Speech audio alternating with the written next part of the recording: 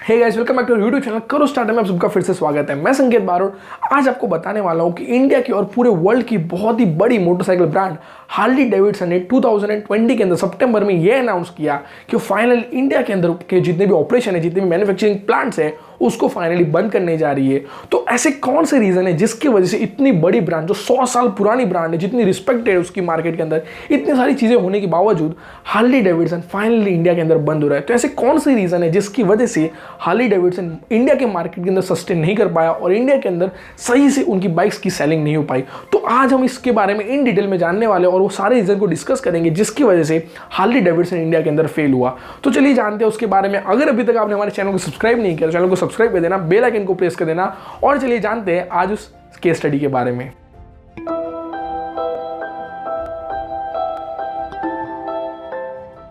Harley Davidson की शुरुआत हुई थी 1903 के अंदर और आज की डेट में 2020 के अंदर हार्ली डेविडसन को करीब 117 साल हो चुके हैं। हार्ली डेविडसन के मैं मार्केट कैप की बात करूं तो वो है करीब $6 बिलियन और हार्ली डेविडसन के अंदर करीब 6000 से भी ज़्यादा एम्प्लॉयज़ काम करते हैं। यानी $1 बिलियन कंपनी, इतनी रिस्पेक्टेड ब्रांड, 100 साल पुरानी कंपनी होने के बावजूद वो इंडिया के अंदर फेल हुए और आखिरकार उनको ये अनाउंस करना पड़ा कि वो इंडिया के अंदर अभी रन नहीं कर सकते। तो ऐसे कौन से रीज़न है जिसकी वजह से वो इंडिया में फेल हुए? सबसे पहला रीज़न है मेजर लॉसेस। कोई भी कंपनी तभी अपने जितने भी ऑपरेशन है उसको क्लोज कर देती है जब उनको बहुत बड़े और बहुत ज़्यादा लॉसेस होते हैं, और हार्ली डेविडसन को लगातार बहुत बड़े लॉसेस हो रहे थे। उन्होंने अभी तक टोटल इंडिया के अंदर 27,000 यूनिट सेल किए। अगर मैं बात करूँ रॉयल एनफील्ड की तो वो महीने के अंदर इससे 2 गुनी यूनिट सेल करते हैं इंडिया के अंदर। हार्ली डेविडसन ने 2017 के अंदर इंडिया के अंदर उनके जो टोटल यूनिट सेल हुए थे वो थे करीब 3619।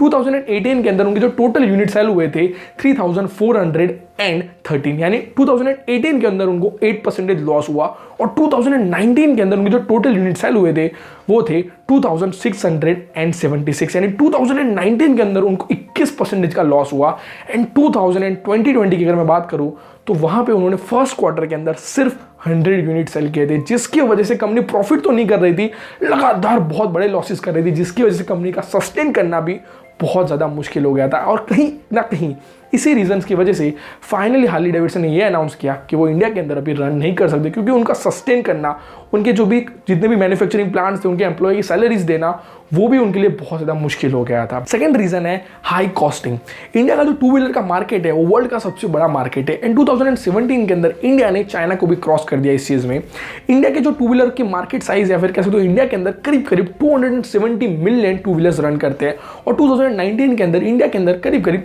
13.8 मिलियन 2 व्हीलर सेल हुए थे, जहाँ पे हार्ली डेविडसन की जो मार्केट साइज थी वो बहुत ही छोटी थी।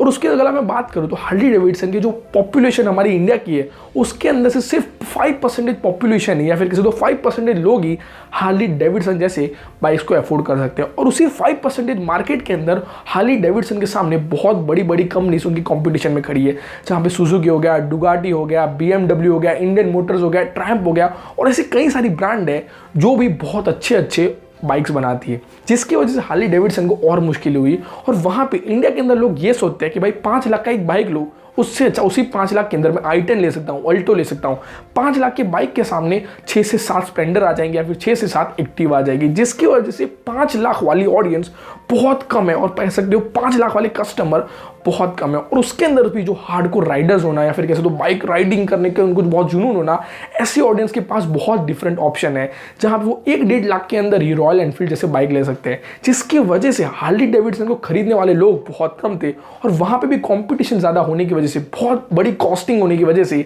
हार्ली डेविडसन इंडिया के अंदर अपनी जो बाइक की सेलिंग है उसको बढ़ा नहीं पाया। 2019 के अंदर रॉयल एनफील्ड की जो टोटल सेलिंग थी वो थी करीब 8,13,000 यूनिट की, और वहाँ पे हार्ली डेविडसन ने सिर्फ और सिर्फ 2600 एंड वहाँ पे 76 बाइक्स की सेल किए थे, जिसकी वजह से आप समझ सकते हो कि हार्ली डेविडसन की जो मार्केट साइज थी वो लगातार घट रही थी और साथ साथ में बहुत ही कम बाइक्स वो सेल कर रहे थे, जिसकी वजह से हाई कॉस्टिंग उनकी होने वजह से वहाँ पे जो उनके कस्टमर जो वो डे बाय डे कम हो रहे थे, जिसकी वजह से हार्ली डेविडसन इंडिया के अंदर रन करना बहुत ज़्यादा मुश्किल था। दूसरा रीज़न है high maintenance and low mileage. Harley Davidson की जितने भी बाइक्स है वो ऑलमोस्ट 750 cc एंड अबाउ के, जिसकी वजह से उनकी जो माइलेज होती है वो करीब 5 to 20 किलोमीटर पर लीटर आती है, जिसकी वजह से आपकी जो पेट्रोल की कॉस्टिंग होती है हार्ली डेविडसन के अंदर बहुत ज़्यादा बढ़ जाती है। और उसके सामने अगर मैं बात करूँ रॉयल एनफील्ड की, बजाज डोमिनार की, जो 1 से 1.5 लाख रुपए के बीच में जितने भी बाइक्स आती है उनकी जो माइलेज आती है वो करीब करीब 30 to 40 किलोमीटर पर लीटर आती है, जिसकी वजह से हार्ली डेविडसन की जो पेट्रोल कॉस्टिंग है वो बहुत ज़्यादा बढ़ जाती है।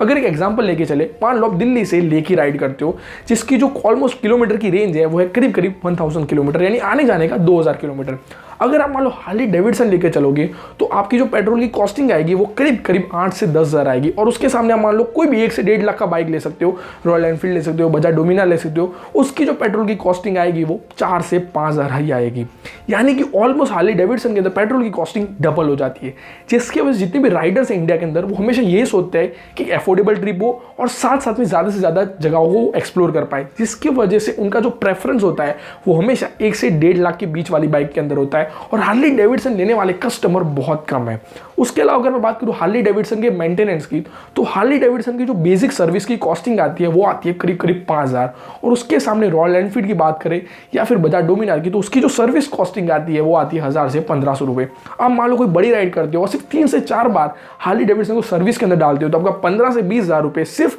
सर्विस कॉस्ट में चला जाएगा। और उसके सामने दूसरे बाइक्स के अंदर आप 5000 के अंदर आराम से सारी सर्विसेज करवा सकते हो। और अगर बात करूँ कोई पार्ट के अंदर कोई डैमेज हो गया कोई पार्ट, तो आप समझ ही लो कि आपके पास में बहुत बड़ा खर्चा आ गया है, जिसकी वजह से जितने भी राइडर्स हैं वो हमेशा ट्राई करते हैं, ऐसे बाइक्स प्रीफर करते हैं जहां पे उनको लो मेंटेनेंस मिले और साथ साथ में हाई माइलेज मिले, जिसकी वजह से हार्ली डेविडसन इंडियन मार्केट के लिए ऑलमोस्ट ऐसा कह सकते हो कि बना ही नहीं है, जिसकी वजह से हार्ली डेविडसन कहीं ना कहीं इंडियन मार्केट के अंदर सही से रन नहीं कर पाया। चौथा रीजन था high custom duty. Harley Davidson पे अभी रिसेंटली इंडियन गवर्नमेंट ने कस्टम ड्यूटी घटा के 50% कर दी। तो आप बोलोगे पहले कितनी थी? पहले 100% थी, जिसकी वजह से कहीं ना कहीं हार्ली डेविडसन की जो वैल्यूएशन थी वो बहुत ज़्यादा बढ़ जाती थी। और जो बाइक इतने महंगे थी जिसकी वैल्यूएशन 25 लाख 35 लाख थी, तो वहाँ पे उनकी वैल्यूएशन के अंदर 2 से 3 लाख रुपए और बढ़ जाते थे हाई कस्टम ड्यूटी होने की वजह से, जिसकी वजह से उनके बाइक ऑलरेडी महंगे थे ही और कस्टम ड्यूटी लगने के बाद और भी महंगे होते थे, जिसकी वजह से वहाँ पे उसी रेंज के अंदर उसी बाइक की सीसी के अंदर उससे कम पैसों में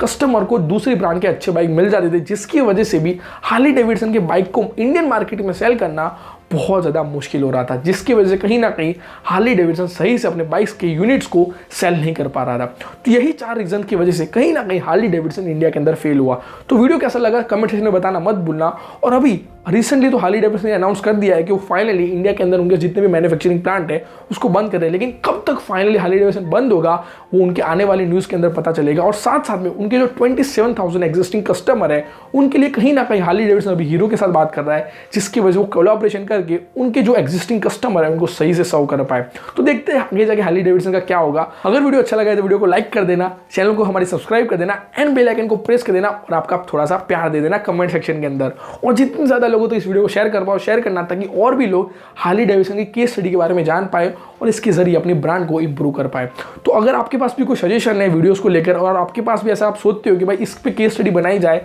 तो जरूर कमेंट सेक्शन में बताना मत भूलना। और मिलते हैं हमारे नेक्स्ट वीडियो के अंदर, तब तक के लिए stay tune and stay well.